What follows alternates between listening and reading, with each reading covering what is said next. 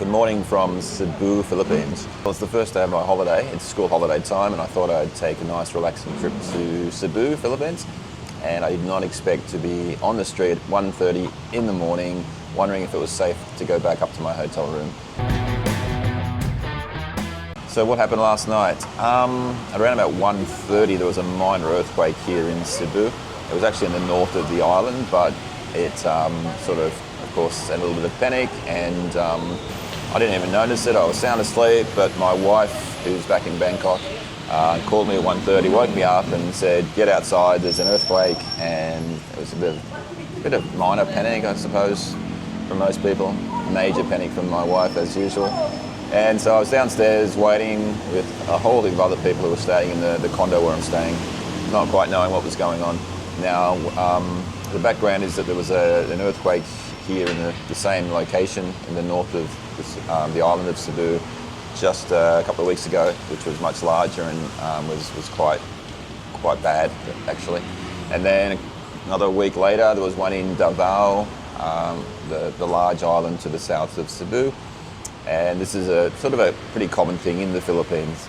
So it's one of those things you need to think about when you are considering moving overseas to work, whether it's to teach or whatever else, that some things that you've never experienced in your life before, back in your home country, might become the norm. Things like earthquakes. In the Philippines, of course, it's on a tectonic plate, and so it's not just earthquakes, it's volcanoes, and along with that, it's also a region where there's lots and lots of typhoons. So every single year, there's sort of this regular pattern of typhoons affecting Taiwan, Hong Kong, southern China, the Philippines, and also Vietnam. And I don't remember a year when that wasn't the case. Along with that, the Philippines seems to cop a lot of other things like landslides. There have been sinkholes recently. And so it's a country that sort of has copped a lot. There have been major catastrophes in this place. The Ormoc floods, I think back in 1989 or 1991, I'm not quite sure. The Mount Pinatubo volcanic eruption, an earthquake in Baguio, where I actually used to live, but it was long before I lived there. And so it's a country that's used to dealing with these things, massive flooding in many cases as well. And so, yeah, when you're moving overseas, you may experience things that you've never experienced before. And similarly in Hong Kong, when I lived in Hong Kong, I was there during that incredibly devastating typhoon. There are typhoons every year in Hong Kong, and often you get a day off school because of it, but this was the extra severe one of the worst in the history of the place. I think it's called Tropical Cyclone Wunkad, I think it was. And that was one of the scariest experiences of my life. We were in a high-rise building, and the trees were sort of smashing against the window, and we actually were sort of sheltering away from the windows to make sure we were safe. And then the destruction that was on the streets had to be cleaned up over the next days and weeks. There was a boat that was wrecked on the beach just near where we lived. So these things are quite common, and I had never had to experience anything like that in Australia. I'm living in Bangkok now, and we had an earthquake just a few months ago, which was, the epicenter was in Myanmar. I had students who I teach who lost family members and lost houses in Myanmar.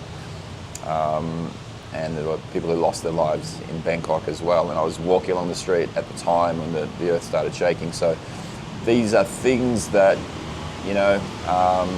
kind of need to be taken into account when you're considering moving overseas, that you want to find out a little bit more about these types of disasters that tend to affect people in these regions that you may not have ever considered or ever experienced in your life before. But what it does show you is the resilience of people, and this is one place that has a whole heap of resilience. They've had to overcome all of these types of things many times before. They're also overcoming corruption through various times in their history. So yeah, it's sort of makes life challenging living in places like this, but it also makes you realise how lucky we are coming from countries where we don't have natural disasters, we don't have the sort of major issues that are becoming, well not becoming, but have probably always been incredibly prevalent, but we're exposed to them more these days through news reporting and through social media, so we see them a lot more, and we think that they're getting worse, and maybe they're not getting any worse, but they're certainly being reported upon all the time. My wife's from the Philippines, and so she's always sort of pessimistic about these things and worrying about these things. And so it pays to be alert, pays to take precautions. There are other precautions you need to take, of course, as well when you are travelling in countries that you're not familiar with, and travelling in different ways as well. The other thing here in the Philippines, it's an island nation, so over 7,000 islands, so there are also ferry disasters occasionally, ferries that are not necessarily the most effectively maintained, and they occasionally do sink. So, yeah, challenging living in places like this, but the upside is that the people are very resilient, the people are incredibly friendly. It's a great place to come and travel, and so don't let it put you off, and don't let it put you off the incredible adventure that is international teaching. All right, I'm going to get back to my coffee, and I'll catch you in another one.